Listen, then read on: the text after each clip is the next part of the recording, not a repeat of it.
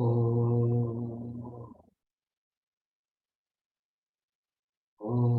सहना भवतु सहनौ भुनक्तु सह वीर्यङ्करवावहै तेजस्विनावधीतमस्तु मा विद्विषावहै।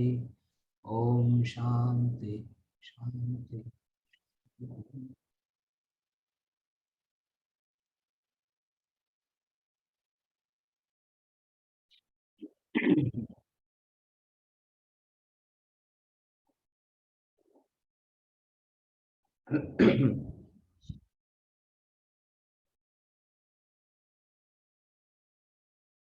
We have seen knowledge as the Vedantic knowledge, the end of knowledge.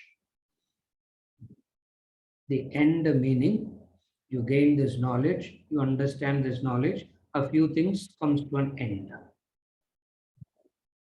What are the few things that comes to an end is the way in which you execute your choices, the freedom of choice, the relationships, action, etc.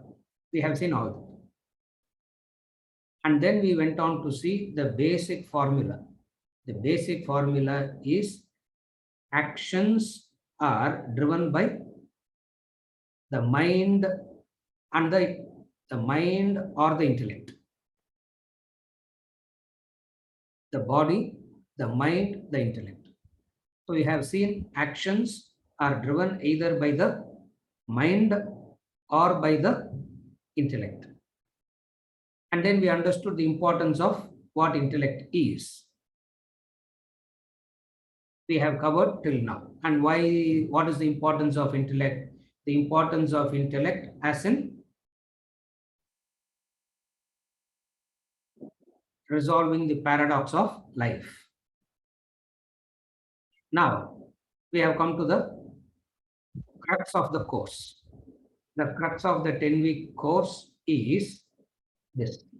What is mind and what is intellect? And how does one go about understanding the mind and intellect in the practical aspects of life? And then we will conclude how to strengthen the intellect. Now we are coming to the crux of the course. The crux of the course is this. If you see the chart, actions are driven by the mind or the intellect. A human being is made up of the three: the body, the mind, the intellect. A human being is made up of these three: the body, the mind, the intellect. And this life equals action, and this action, the work is driven either by the mind or the intellect. And since all our activities, all our choices are driven by either the mind or the intellect, it presupposes that we need to know what mind is and we need to know what intellect is. It presupposes a basic fundamental knowledge of what mind is and what intellect is. And today we will be seeing what the mind is.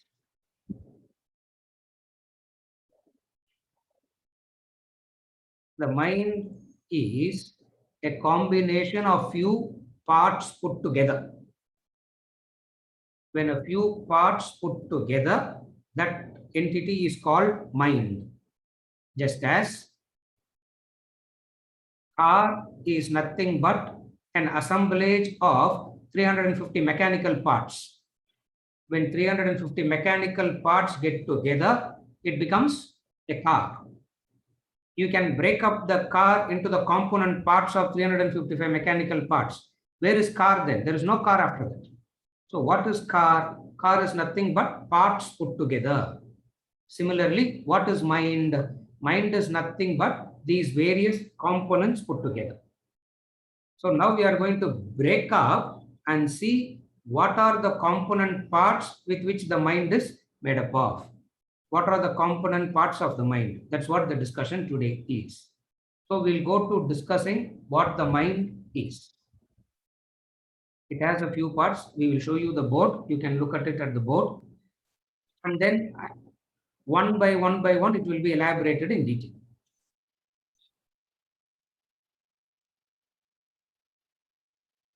It is made up of these few factors. If you look at the board, it says mind means emotions.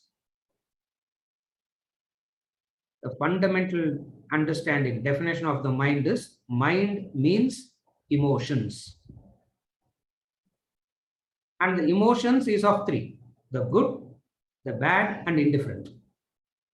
All emotions pertain to the mind. It could be the good one, it could be the bad one, it could be the indifferent one. Impulses, likes and dislikes, resist changes, divides.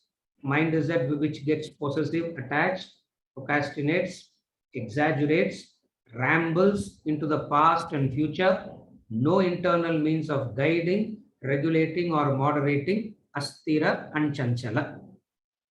All this put together is the component parts of the mind.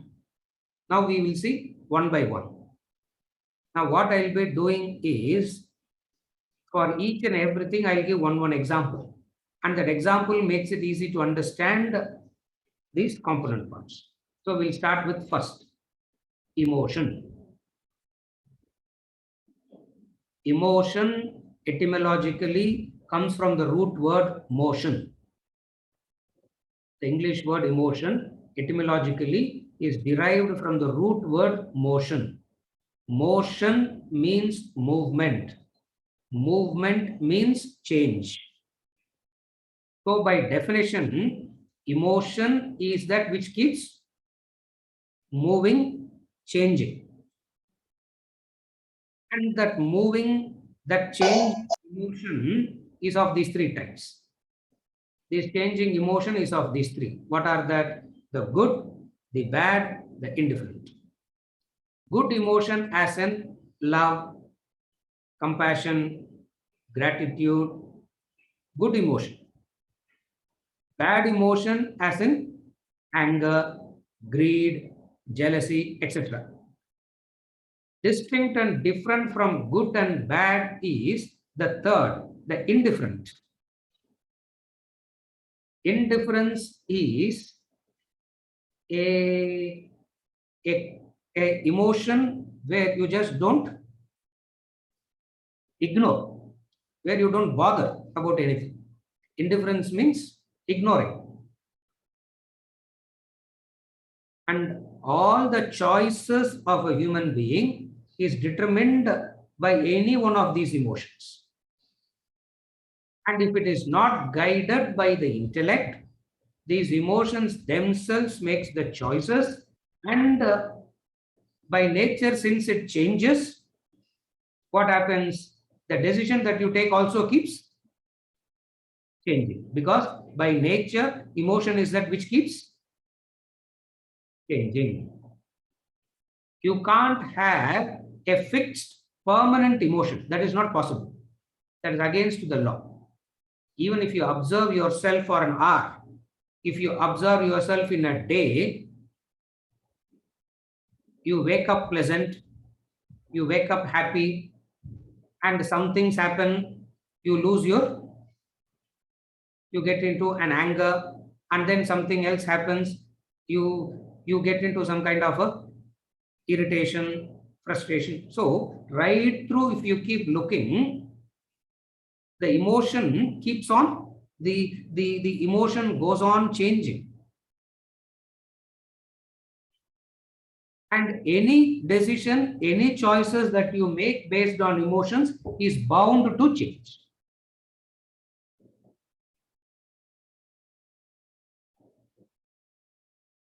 A good emotion or a bad emotion.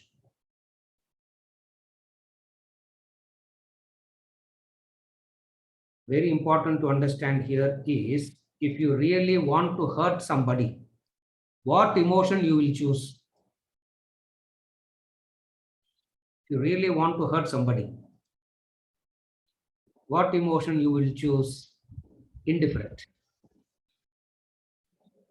Because even in anger, the other person has something to, are able to follow the question? If you really want to hurt somebody, the emotion that you will resort to is not anger. The emotion that you resort to is not fight. The emotion that you resort to is indifference.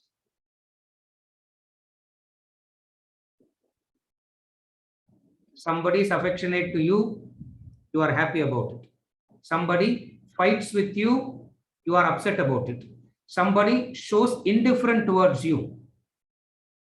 What hurts you the most?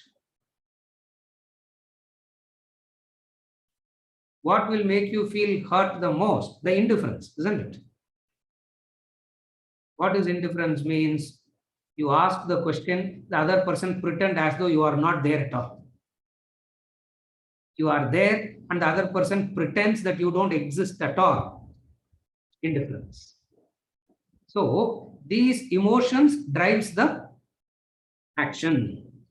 And when these emotions drive the action, there is bound to be a kind of pain, regret, sorrow, suffering. So intellect guides these emotions to make proper use of it. Intellect will not dry up the emotions. Intellect guides the emotions.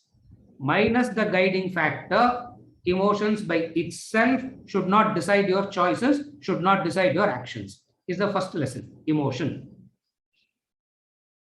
The second aspect of the mind is impulse. Mind is that which is impulsive. What is impulsive? A uncontrollable, sudden, strong urge is called an impulse. Because human beings has this impulsive nature, all advertisements are targeted at the impulsive nature of the human being. You know that, no? You should not, the person should not be allowed to think at all. The person should not think. You see it, you project it, the other person must simply go for it. If you have gone to the supermarket, have you ever noticed all the important things will be at the bottom, and all the things that that will make you impulsive will be on the eye level, where you can just pick it up. You carry a basket and try this out. You take a list of the things that you buy to and go to a supermarket. The person there will come and distract you from looking at the list. Why? Because they have made certain things so attractive that will make you impulsive. That's why even in Vedanta advertisement also we have to employ the same method. We have to make, you see it, you should sign up. Thinking and all comes much later. After that only you know whether what you signed up for comes much later. But then what is impulse? Impulse is a sudden, uncontrollable, strong urge. And the dangerous thing in a human being is this impulsive nature. The dangerous emotion in the dangerous facet of the human mind is the impulsive nature.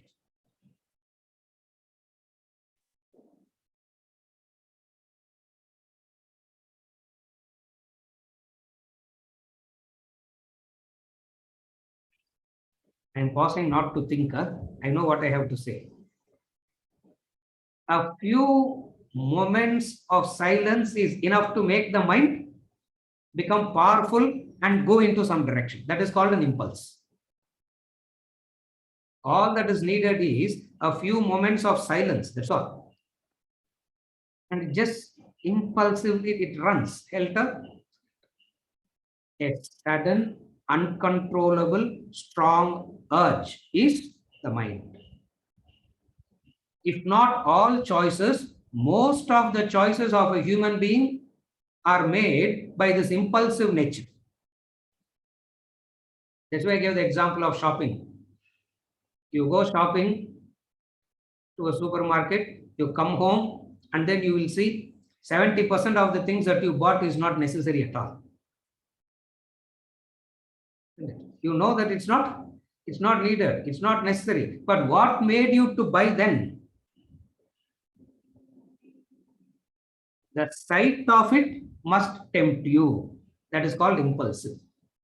The sight of it must tempt you into an action. The sight of it must tempt you into an action of buying. From where does this nature come? It is from this impulsive nature of the mind. All great thinkers who are concerned about human beings' welfare is concerned about this part of the mind, impulsive nature of the mind, because life decisions are made based on this impulsive nature of the mind.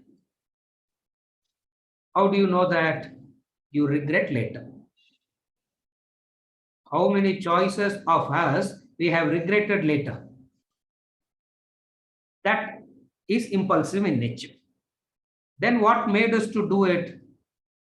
That is the thing, what we are discussing as the impulse, a sudden strong urge. A person goes on attending interviews. 100th interview the person attended. And the 100th interview also the person didn't get a job, isn't it? 100 interviews means 99 interviews he has failed.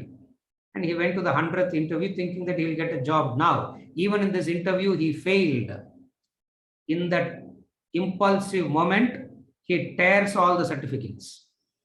This is called impulsive. A urge, a force that you cannot control.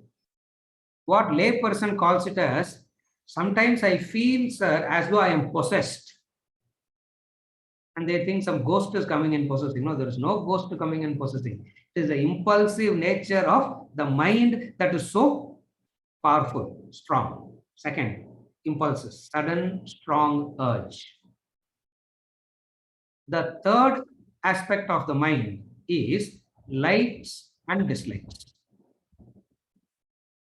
In Sanskrit, it's called raga and dvesha. Likes and dislikes. And the entire Vedantic philosophy is revolving around these two terms, likes and dislikes. Again, I repeat, the entire Vedantic philosophy is revolving around these two words, likes and dislikes. Likes, attractions. Dislikes means aversions. You are attracted to some, you have an aversion to some. Every human being is born with a set of likes and dislikes. As the human being grows, these likes and dislikes are pampered, are supported.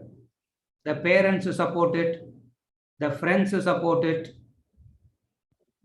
Like it, take it. Don't like it, leave it. Vedanta is not saying take up that which you don't like and suffocate and suffer. That's not what Vedanta is saying.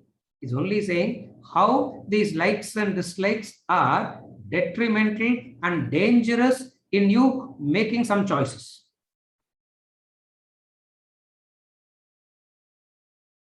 Why likes and dislikes are dangerous and detrimental? Because they make you inconsistent. Likes and dislikes are dangerous because it is these likes and dislikes that brings about an inconsistency. And when you are inconsistent, you will not be able to achieve anything. So what is it that takes away your consistency? It is this likes and dislikes. Second thing that these likes and dislikes do is it confuses you. What is the confusion? Which is what we said in the paradox. When we discussed the paradox, we saw this. All that is beneficial to you, you will dislike it. All that is dangerous and detrimental to you, you will like it. Again, I repeat.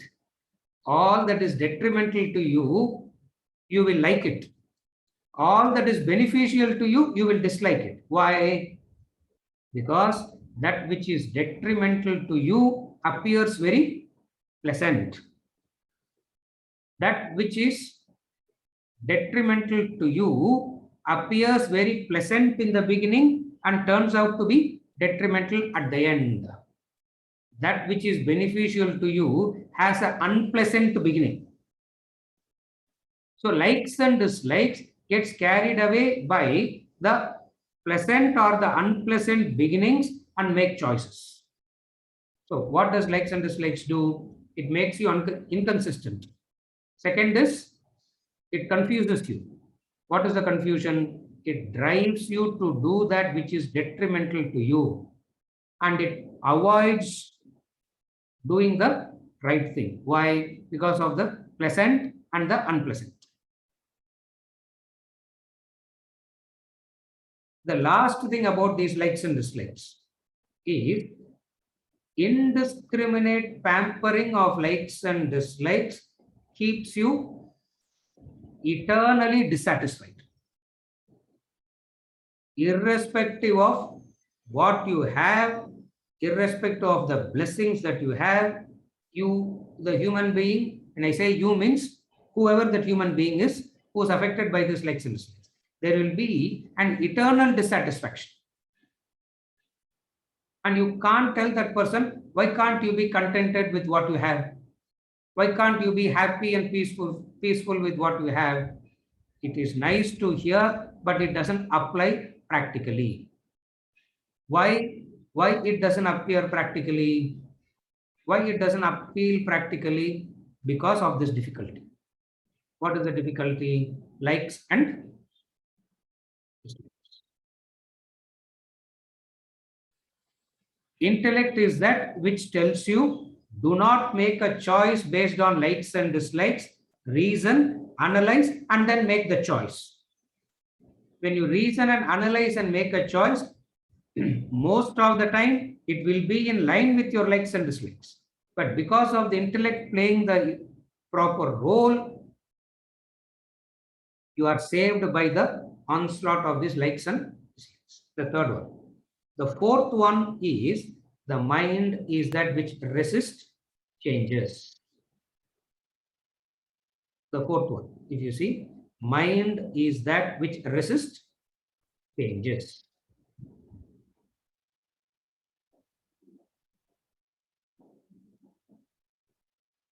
It cannot accept a change.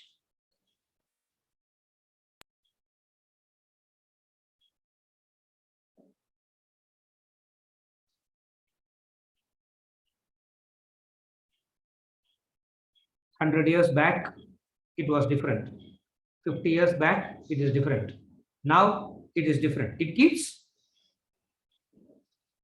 changing. And mind refuses to accept changes. I'll give a simple example. 100 years back in this country, I am told, I have never seen that. I am told, when father walks in, all the children will get up and walk out. And conversation to the father will happen only through the mother. I don't think my grandfather would have ever had a conversation with his father. I had a conversation with my father. It has changed. Now it is exactly different, isn't it? When the children walks in, the parents have to go into the room. I'm not saying this is right, that is wrong, or that is right and this is wrong. I'm not saying that. It keeps changing. And mind is that which resists these changes. Because of the mind's inability to accept the changes, it turns stubborn, relationship fails. Because of the inability to accept, because of its inability to accept the change.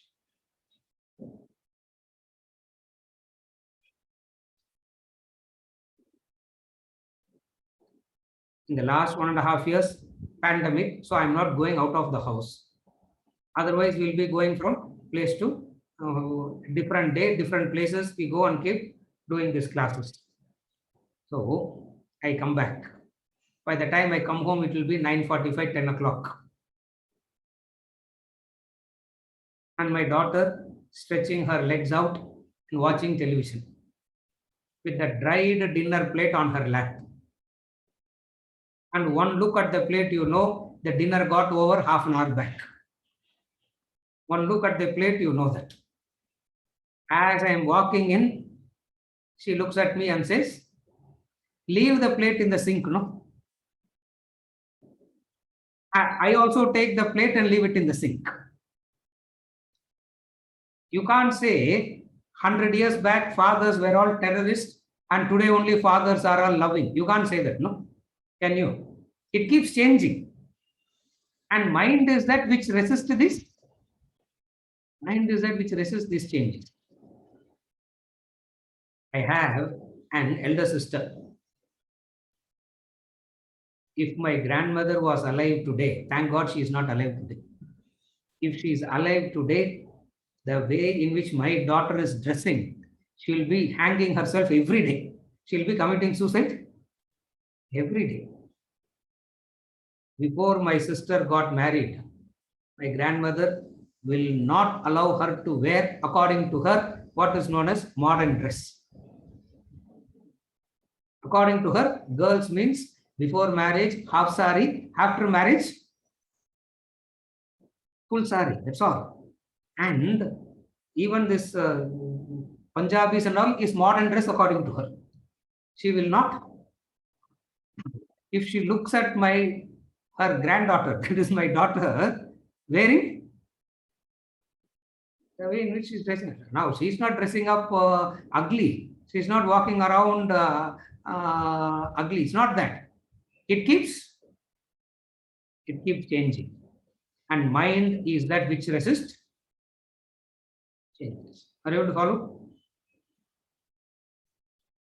I keep saying songs in the 80s were good. My grandfather said songs in the 80s were horrible. I am saying the movie songs.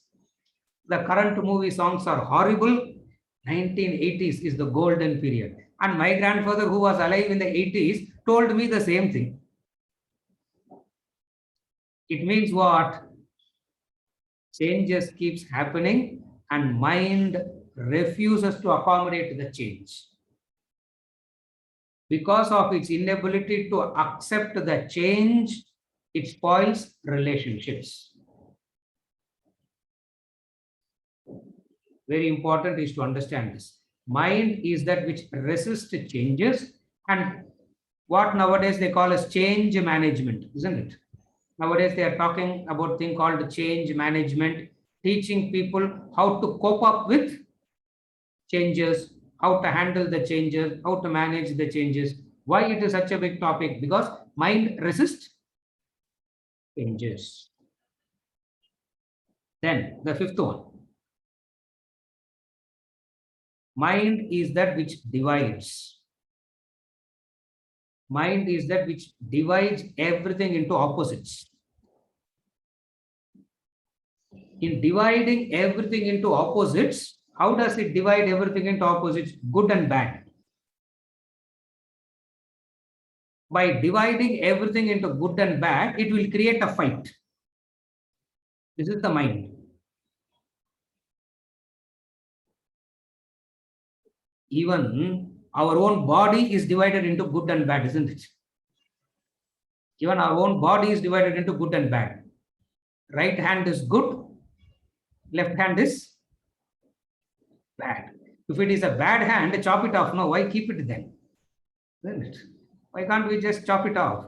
No. Mind is that which divides. And what is the division? The division of good and bad. In this division of good and bad, it can keep the fight alive. It can keep the friction alive. Intellect is that which comes and says, do not divide. Do not divide. For divide and rule policy, they say no. Where do you get this divide and rule policy? From the mind. For the basic nature of the mind is to divide. What is the division it makes? The fundamental division.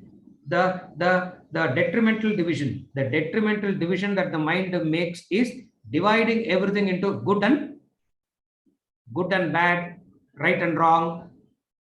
The moment everything is divided into right and wrong, good and bad,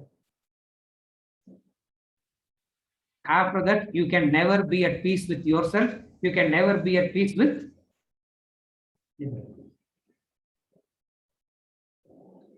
That's why I gave a simple example. What is the obvious example?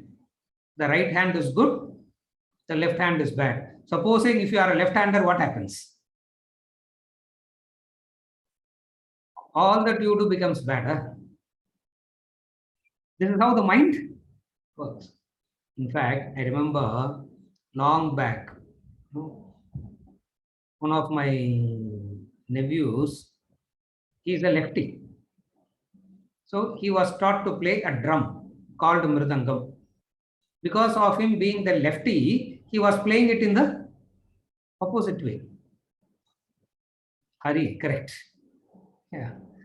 Hari says, I'm also a left-hander, correct. He was the left-hander.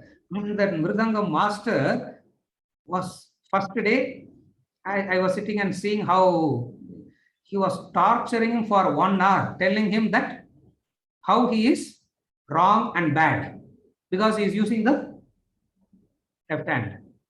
I told my sister, change the master. Don't change this.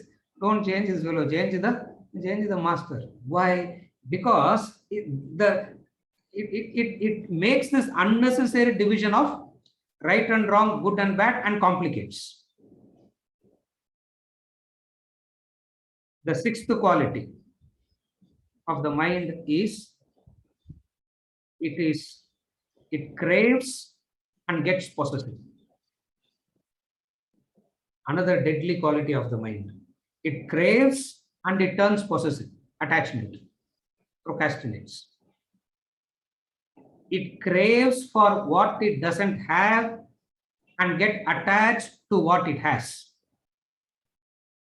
Again, I repeat, the deadly quality of the mind is it craves for what it doesn't have and gets attached to what it has.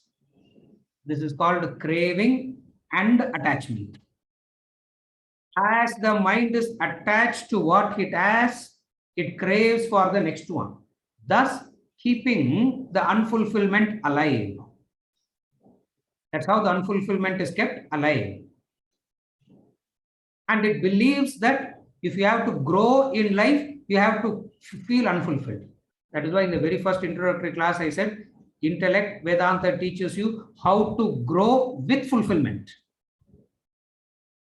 Because the mind believes that in order to grow, you need to feel, you have to have a sense of unfulfillment.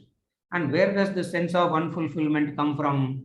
The sense of unfulfillment comes from these two things. Craving for what it doesn't have. It is longing, it is craving, it is yearning for what it doesn't have, and then it gets it. As soon as it gets it, what happens? It turns possessive. As it is turning possessive, it craves for the next. Are you able to follow? First it craves and then gets what it wants. As soon as it gets what it wants, it starts craving for the next one.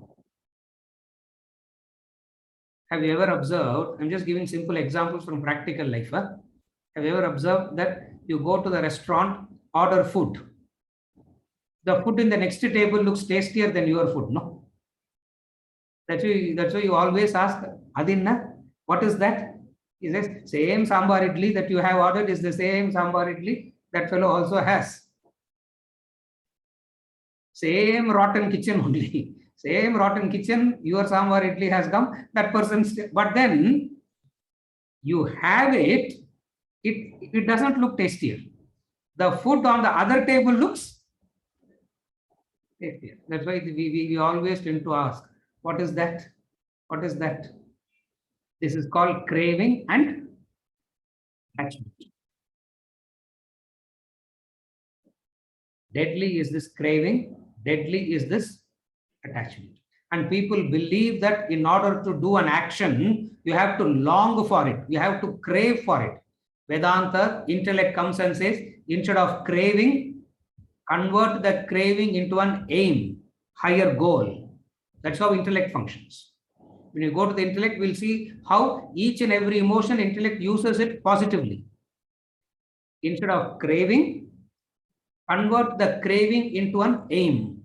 Intellect converts the craving into a higher purpose, into a higher goal.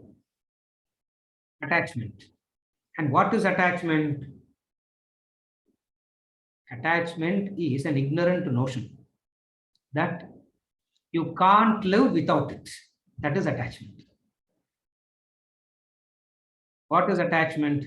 Attachment is an ignorant notion. What is that ignorant notion? That you can't live without it.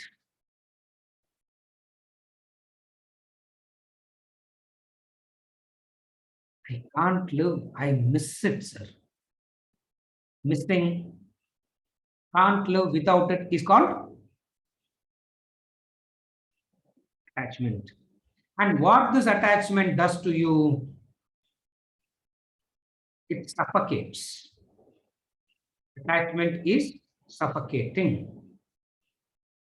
Relationship breaks not because of lack of love. Relationships are breaking because of attachment, suffocating. And this attachment suffocates. And what does intellect do? Intellect says, convert the attachment into love. Don't misunderstand attachment as love.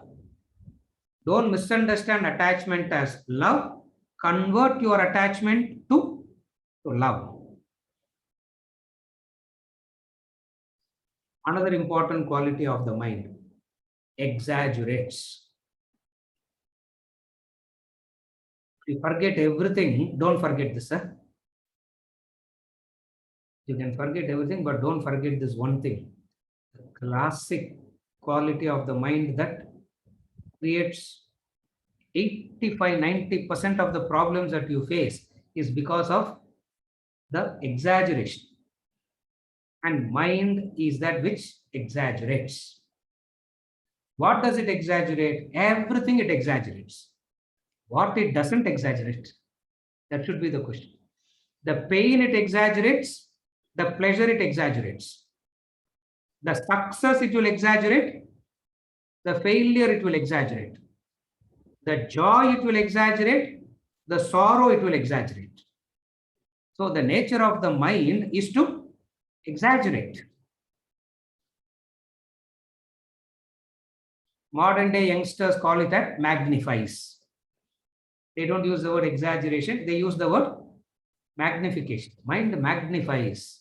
All are one and the same. What does exaggeration means? It is there and the mind multiplies it and makes it appear so big. That is exaggeration. What human beings don't understand is we all have knowledge to handle the real situation. What you need to know to handle is to clip the exaggeration. If you know how to clip the exaggeration and look at the problem, look at the situation as it is, you will know exactly how to handle it. That's why Swamiji in all his discourses, he keeps on saying, we are all very good philosophers as long as problem is another one's. We all know the solution to all problems as long as the problem is someone else's. When I am faced with the same problem, I am not able to handle it. Why? Same problem, I am able to help somebody. Same problem, I collapse. Why? Because of this typical tendency of the mind to exaggerate. 3 continuous success, 4 continuous success the person meets in life, the mind says, that's it, sir. I have learned the formula. What? Anything that I touch will turn into gold. Exaggeration. 2-3 continuous failures. The mind says, that's it, sir. I'm finished. Even Vedanta can't help me, sir. God, Vedanta, nothing can help me. Again, the mind exaggerates. All that you need to understand is how to clip the exaggeration. Intellect clips the exaggeration. I will give you a simple example to explain what exaggeration is. You know, okay, we don't have to give this, it's very popular nowadays because all of us go to take vaccine, isn't it? Injection.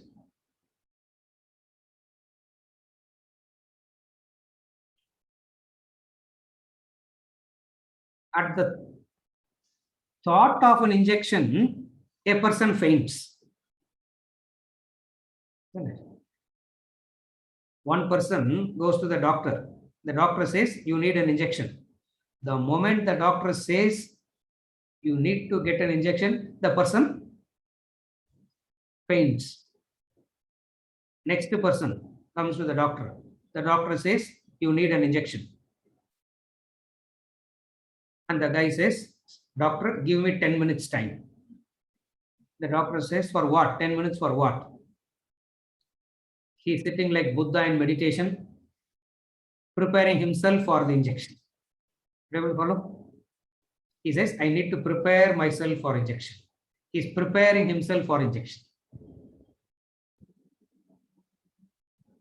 The third person comes to the doctor. As the doctor is injecting him, he goes. Fourth person comes to the doctor. Doctor says, injection is over, get up. Doctor is the same, injection is the same. Are you able to follow? Doctor is the same, injection is the same, his method of injecting is the same. It's not that he's poking at one person and another person is injecting. No. All the question now that I'm asking you all is, what is an injection?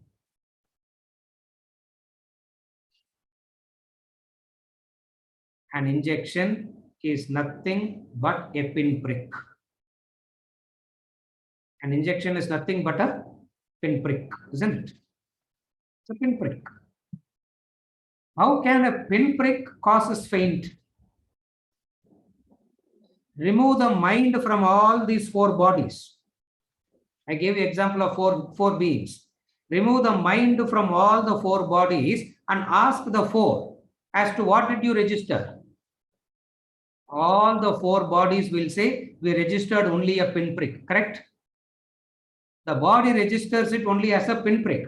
Now the question is, where is the pain coming from? Where is the pain coming from? They say it is the mind, isn't it? They say it is from the mind. From the mind means where? What is in the mind? The exaggerating tendency of the mind. Are you able to follow? Doctors tell me that's a real pain we can treat. Exaggerated pain, what can we do? When the patient comes, the real pain, we can treat the real pain. But when they come with an exaggerated pain, what do we do? It happened really. In my case, it happened really. A few years back, I think about 7 years, 8 years back, I met with an accident, a small accident, nothing big. I met with an accident. I was going to attend a wedding. One of the very close persons, I was going to attend the daughter's wedding. And by the time I got to the wedding and all that, I was about to get down from the car. The power went off. The whole place was pitch dark and everything, small, narrow lane. I told the driver, park the car in one corner so that we don't disturb. So he parked the car in one corner and I got down from the car. And when you are getting down from the car, your left leg will come out first, no? Because you are sitting on that side. So your left leg. So I took my left leg out. 4 feet deep pit. Straight I went inside. I bent. So I knew something bad has happened. Then it's this thing. It's not that my leg broke into two or anything. So I just got up. Somebody was there with me. I told that person, give some water so that we'll wash off the legs and all that, so that we don't want to go into the wedding hall with the dirty thing. And I told them that don't tell anybody that I fell down and all that. Just pretend as though nothing has happened. So I walked in. And you have to climb 7 steps to go to the marriage podium, no, wedding podium. I couldn't climb. So I said, from here only I will wish. No, no, sir, you have to come on to the stage and wish. Now what do? I climbed. Steps. Wished. Came down. In India, whether you bless the couple or not, you pray for the couple's welfare or not, nobody bothers. All that they will bother is whether you ate or not, isn't it? As though you are starving for food for the whole life. Saptingla. I said, no, I will. I'll eat. Where is the dining? The dining in the second floor. So I said, okay, went. Ramatirtha says, sorrow visits one after the other. Huh? It comes as a train, he says. When one starts, it comes one after the other. So I went there, the lift. 10 minutes after lift is not working. Only the last 10 minutes lift is not working. So I climbed all the 2 floors and I went. And some of the known people were there. Yeah. Including our dear Venkatji, who is here putting the chart. Including him, quite a known people of us were there. And I was sitting, and that is the time they wanted to ask all Vedanta questions also. So by the time we finished all that and came down, it was 10:30 in the night. I told the driver, see if there is any doctor nearby. And then we saw one doctor, ortho something. I thought, oh, thank God, divinity. I went inside. He looked at my leg. It was swollen. When did you fell? I said, I fell 2 hours back. Oh, he gave me a painkiller. And he said, if pain still continues, see a good doctor tomorrow. I don't know who he is. I said, it's not worth it. I came home. Went out to sleep.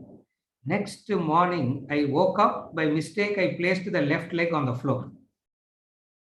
Sharp shooting pain. I knew something is wrong. So I called one of my friends. And I said, hey, come, I have to go to the doctor because I'm having this problem. I have to go to the doctor. And he is a very good friend of mine, best friend. And what is the definition of the best friend? You call him at 6:30, he will come at 11:30. That is the best friend, isn't it?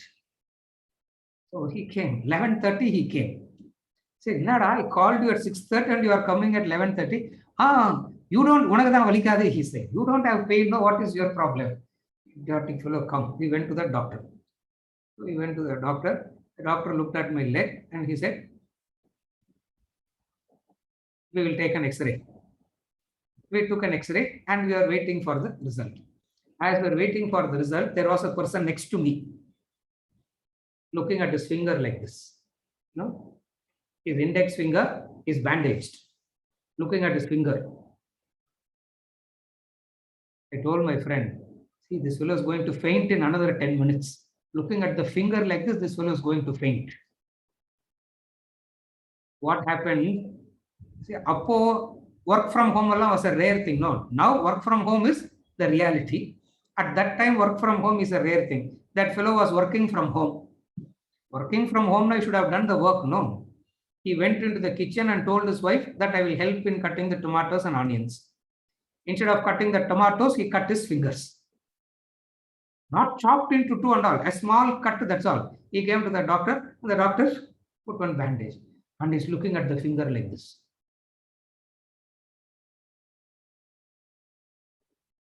I went inside. The doctor saw my X-ray and he said, no, nothing major. You got only 5 fractures. We can fix it up. So as he was fixing it up, we were talking. The nurse came running, saying, that person fainted, that person fainted, that person fainted. So angry. Said, there's nothing wrong with that fellow. Put him in that bed for 45 minutes and send him away. I don't even want to put him in that for. He's looking at me, saying, how do I treat the imaginary pain? Sorry, how do I treat the exaggerated pain? Are you able to follow? How do I treat the exaggerated pain? Here you are with 5 fractures. We are having a conversation. As I am doing, we are having a conversation. Here is that fellow, for one small cut, he is fainting. Now, this is the play of the mind. Are you able to follow? Any remark a person makes, the mind exaggerates it. A remark of another, the mind exaggerates. Maybe a pleasant remark, unpleasant remark. Good remark, negative remark, doesn't matter. But the mind exaggerates.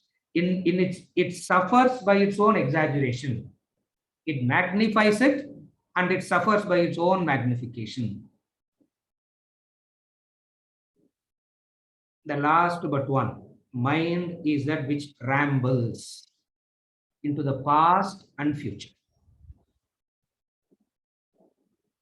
This rambling takes the concentration away. If likes and dislikes takes the consistency away, the rambling of the mind takes the concentration away. As I am talking, my mind should be focusing on the talk. As you are listening, your mind should be focusing on what is being told. You may take it, you may not take it. That is different. But as you are listening, you should be able to concentrate. Are you able to follow? But what happens to the mind? Some example I give, the mind starts rambling. Some story I give, the mind starts rambling into the past, into the future. Where does it ramble? It rambles in what is called as worries of the past, anxieties for the future. Where does it ramble? It slips into the worries of the past and anxiety for the future. This constant rambling tires the mind. This constant rambling causes fatigue. That is why we say all fatigue is self-induced. Action cannot cause fatigue. Action cannot cause fatigue. What causes fatigue is your own mind's rambling into the past and future. And people believe action is tiring. And people want rest. In 1902, the great saint from this country, Ramatirtha, was visiting America, lecturing on Vedanta. An American asked him, what is rest? Ramatirtha replied, intense work is rest.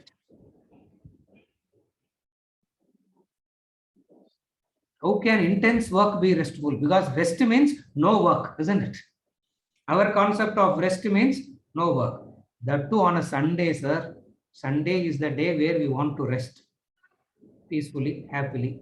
That too on a Sunday, you call us for a talk, inner wellness no program, and you call us for a talk. That also in the center of the day, 10:30 to 11:30. Because, sorry, 10 to 11, not 10 to 11. I can't do anything before that. I can't do anything after that. What a stress it gives. Because we believe that rest means no action. Why? Action causes fatigue. Vedanta says it is not the action that is causing fatigue. The mind's rambling into the past and future causes fatigue. The mind's rambling into the past and the future causes fatigue. All that the intellect does it clips the past, it clips the future. You got to plan your future. Please understand that. You got to plan your future. That is goal. You will learn from your past. That is knowledge. But the mind slipping by itself into the worries of the past and anxieties for the future has to be avoided. You can't clip your future means it's not no goal. Goal is in relation to the future. Knowledge is in relation to the past. Instead of mind slipping into the past and future of its own, the intellect uses the past and the intellect uses the future and focuses the mind on the present. In the absence of a powerful intellect, what happens? The mind keeps slipping into the past and future. This tires. And the last thing with which we conclude what mind is this. No internal means of guiding, regulating, or moderating. Asthira and Chanchala. No internal means of guiding, regulating, moderating, called Asthira and Chanchala. Asthira and Chanchala are the two words that is borrowed from Bhagavad Gita. In fact, all these definitions are borrowed from Vedanta, Bhagavad Gita, the Upanishads. In the regular classes that we do, I keep saying, this is from this verse of Bhagavad Gita, this is from this mantra of the Upanishad. We keep different. Now here I'm not going into the verse details. We are only where is it? We are only borrowing it from the Gita, and wherever Sanskrit words are beautiful, we use it. What are the two words here that we have used? Asthira and Chanchala. Asthira and Chanchala means movement within a place, movement from place to place. Mind is that which moves from place to place, or it moves within a place. I'll give you a simple example. If I give in the course of trying to explain a point, I give an example of cricket, let us say. Immediately the mind will say, why not football? The problem with these Indians is they are only obsessed with cricket. Why not football? Jumping from place to place, this is. Are you able to follow? Another is movement within a place. Supposing if I say in cricket, Brian Lara, why not Sachin Tendulkar? Instead of focusing on that, the mind jumps from place to place, or it keeps moving within a place. Intellect is that which can stop this movement. Everybody tells, see, we want us to focus and we want everybody around us also to focus, no? We say concentrate, focus, focus, concentrate, concentrate, focus. You ask the person what is concentration, the person will say focus. If you ask the person what is focus, he will say concentration. And you ask for the third time, what is the difference between the two? This is lack of concentration, he will say. You will not know what is it. Clipping the movement of the mind. With all these, what you should understand is, don't get a pessimistic picture of the mind. Don't get a negative impression about the mind. That's not what we are intending to discuss here. If it is not guided properly, or any one of this can become detrimental. Just as mind is like the child, intellect is like the adult. Child is not detrimental, dangerous. The child will turn detrimental, dangerous only when it is unguided. Correct? The unguided child is the problematic child. The guided child is detriment for higher growth in life. The guided child is potential for growth. The unguided child leads itself to destruction. So mind is like the unguided child. All that we are saying here is allow the mind to be guided by the intellect so that all your choices are done by this combination. Therefore, your experiences become better. When your experiences become better, you say life is better. Today's session is only about what mind is. Next session, we will be discussing what intellect is and how the intellect uses each and everything, the emotion, the impulse, the likes and dislikes, and convert it positively. It is the intellect that knows how to make use of it positively, rightly. And all that we discussed today is what the mind is. Instead of making it look very scholarly and very confusing, we made it simple and gave some practical examples so that you can remember what mind is. With this, we conclude the session for today on mind. Next session on intellect. And then comes the practical application. After discussing the intellect in the 5th session, the rest of the 5 sessions will be on practical application of the knowledge of mind and intellect. That is the understanding. With this, we try to conclude the inner wellness program. We have finished 4 sessions till today, isn't it?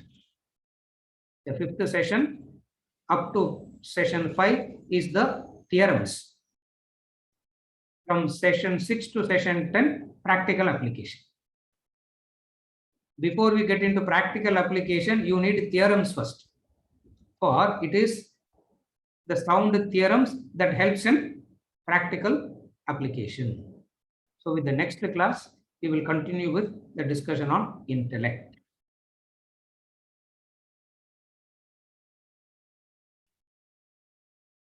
As the regular procedure, I am pausing for, there are any clarifications, I am pausing for a few seconds for any clarifications. If not, we will continue next session. So you are explaining it so well, how can there be any doubts, sir? Yeah, I take it as a compliment. Huh? So well, you don't get there's no room for any doubt at all. When we come to the intellect, don't worry, it will be utterly confused. Mind is very clear to understand. When we come to the intellect, and then when we discuss the practical applications, we'll understand it better. With this, we conclude the session for today. We continue with the intellect in the next session, the vital important thing. That's why it comes at the center of the session, the intellect. Those who have missed it till now can also come in at the next one, because that is the crux.